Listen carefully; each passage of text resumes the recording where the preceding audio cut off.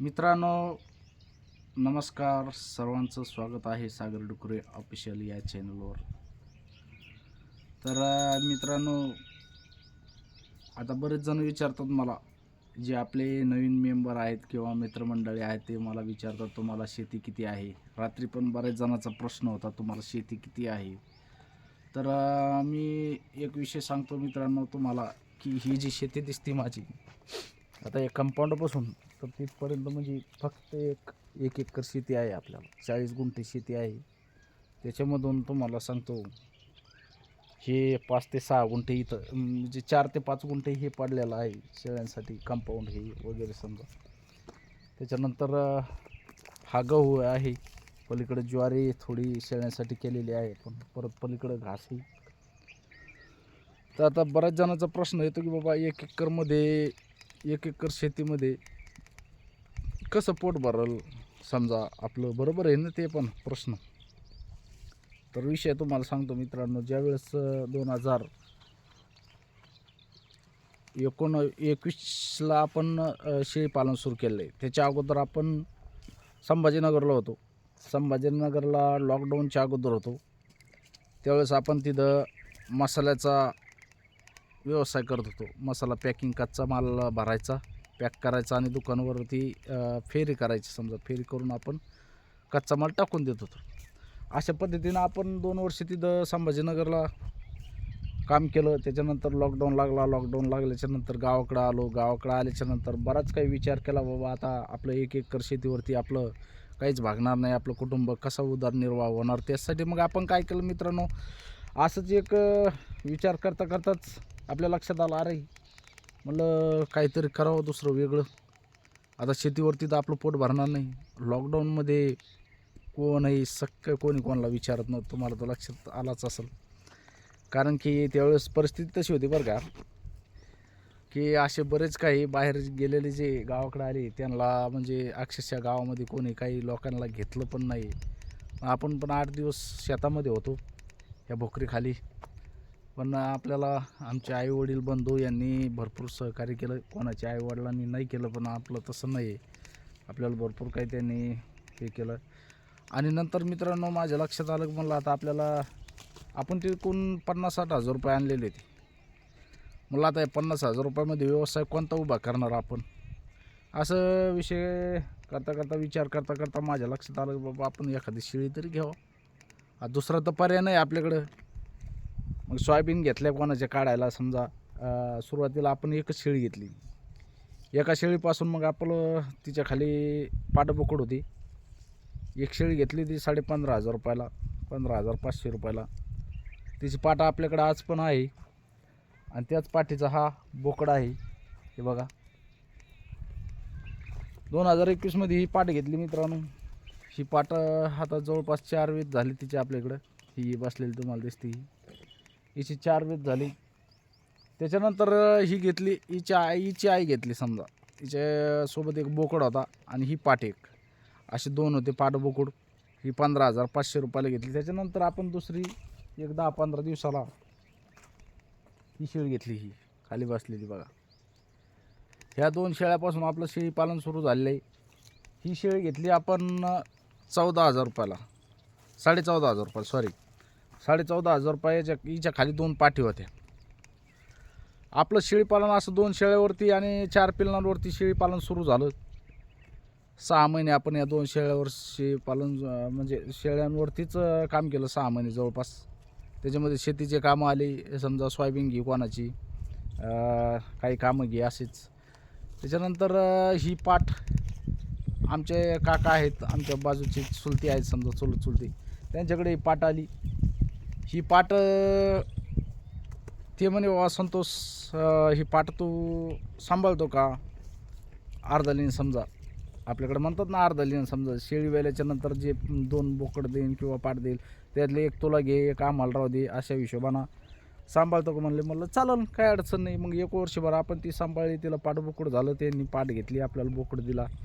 असं करता करता मग ती शेळी त्यांनी नंतर म्हणले, बाबा आता आम्हाला ही शेळी विकून टाकायची. म्हणलं चालतं.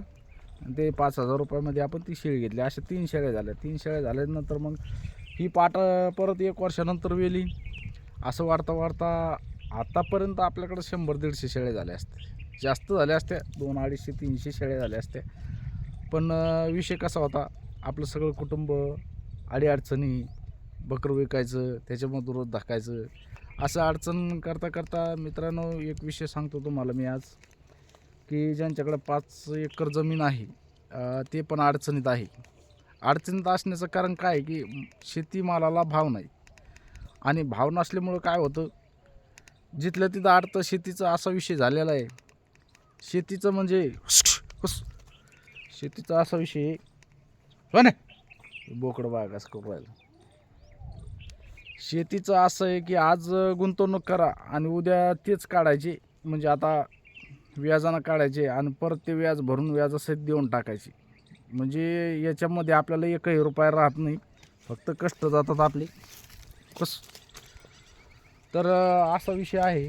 5 एकर जरी जमीन असेल तर 5 एकरला जर तुम्हाला सांगतो चांगलं जर नियोजन केलं, आता माझी 1 एकर शेती आहे ना, हे शेतीमध्ये आपण जर चांगलंच जर नियोजन केलं चाऱ्याचं, तर ही शेती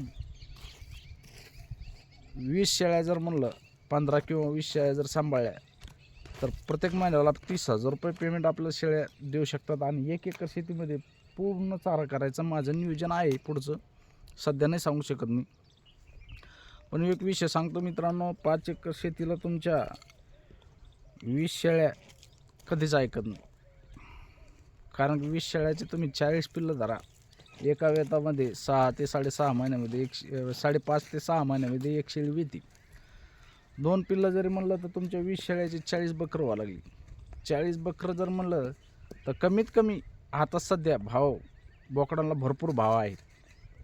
सध्या जर तुम्ही बोकड गेला तर 8-10 हजार रुपयाला बोकड 6 महिन्याचा जातोय.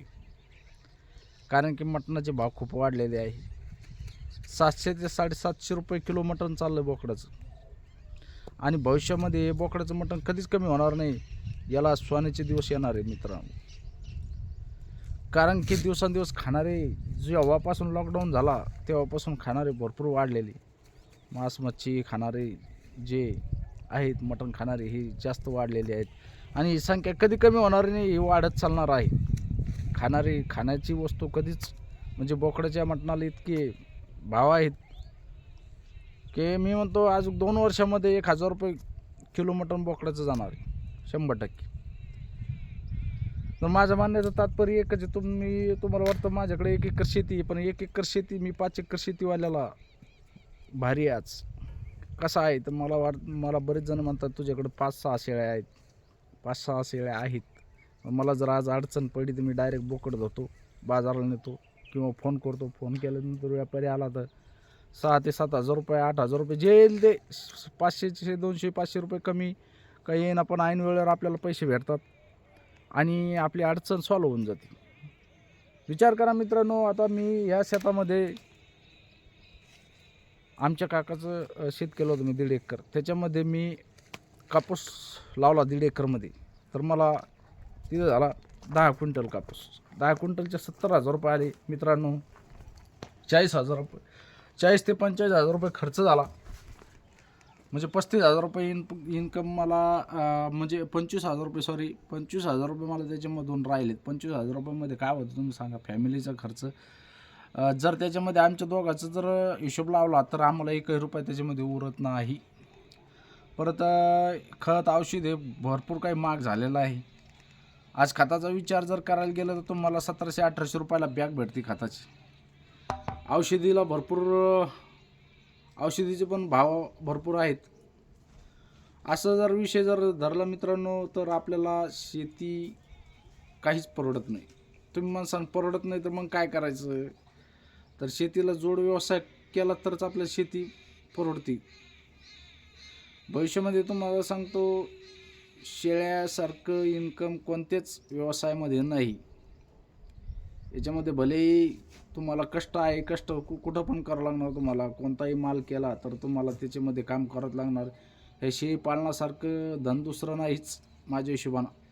याला काही दिवसांना शेळी पालणाऱ्या शेळ्यांना असे सोन्याचे दिवस येतील, सोन्यासारखा भाव होणार त्याचा. आता जसा सोन्याला भाव आहे, सोन्याला आता 1,14,000 15,000 रुपयापर्यंत तोळा सोनं आहे, तर त्याचप्रमाणे या बोकडाच्या मटणाला 1000 रुपयापर्यंत भाव 1-2 वर्षामध्ये 100% 1000 रुपये किलो बोकडाचं मटण जाणार.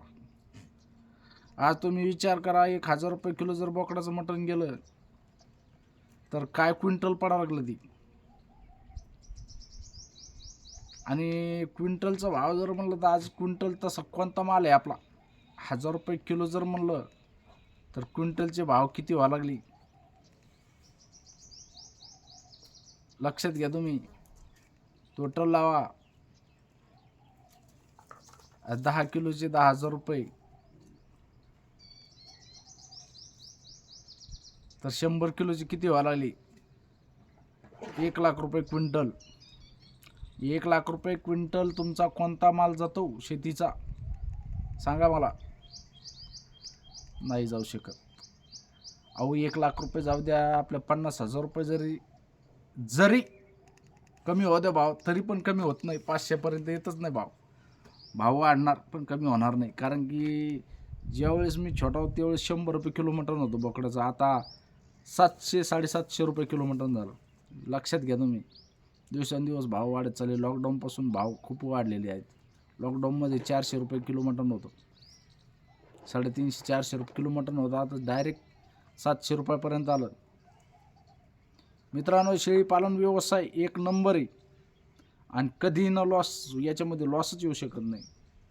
लॉस येऊ शकत नाही कारण की इथं लॉस यासारखं आपण गुंतवणूकच करत नाही ना तेवढी. याच्यामध्ये गुंतवणूक कमी आहे पण इन्कम जास्त आहे. तर विषय असा आहे मित्रांनो, माझी 1 एकर शेती आहे पण मला हे सपोर्ट यांचा आहे जास्त. शेळी पालनाचा सपोर्ट जास्त आहे. शेळी पालन आपल्याला 5-6 शेळ्या आहेत पण यांची पिल्लं आपल्याला वर्षाला 6 महिन्याला काहीतरी विकायला भेटतात. त्याच्यामधून आपला बाकीचा खर्च वगैरे धकतो. माझं म्हणण्याचं तात्पर्य एकच आहे, तुमच्याकडे शेती कमी जरी असेल तर तुम्ही यांचा सपोर्ट करा. शेळी पालन करा, कोंबडी पालन करा. हा जोड व्यवसाय केल्याशिवाय आपण सुधरू शकत नाही मित्रांनो. शेतीवर कधीच सुधरू शकत नाही. शेती तुमची भले बागायती असू द्या, कोरडवाहू असू द्या, तरी पण जिथल्या तिथं तुमचा पैसा आटणार. तुम्हाला 1 रुपया मागं राहू शकत नाही. कारण खताचे औषधाचे भाव इतके वाढलेले आहेत, भरपूर वाढलेले आहेत आणि तुमच्या मालाला भावच नाही. अहो लक्षात घ्या तुम्ही, तुमची सोयाबीन विकता त्यावेळेस सोयाबीनला 4,000 रुपये भाव राहतो. त्या सोयाबीनला तुम्ही 2 बॅग जर आणल्या तर तुमच्या 4,000च्या 2 बॅग खताच्या होतात. कुठून शेती परवडणार तुम्हाला? शेती करायची असेल तर शेतीला जोड व्यवसाय करा, शेळी पालन करा, तेव्हा आपल्याला शेती परवडणार. त्याच्याशिवाय शेती परवडत नाही. तुम्ही नुसतं निव्वळ शेतीवर राहिले तर तुम्हाला 10 एकर जरी असली शेती तरी तुमचं त्याच्यामध्ये पोट भरू शकत नाही. कारण की इथं तुम्हाला सांगतो, ते आईचं काढायचं तेल लावायचं अशी गती.